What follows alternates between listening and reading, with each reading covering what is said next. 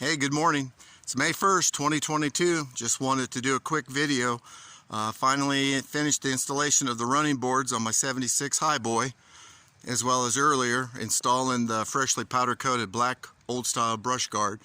So here's a quick video of how she turned out, and I think it came out really nice. Just pretty how everything offsets against that blue. Also really like the old style classic running board, the diamond tread. I think that came out very well. I was thinking about putting on a running board or the Nerf bar style steps, but I'm glad I decided against it. It was a lot more labor, a lot more time.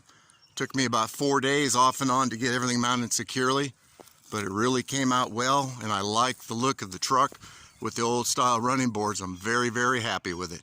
So next up, electric power steering, new 2-barrel carburetor, and vintage air AC, and then I think she'll be done. Hope you enjoy the video.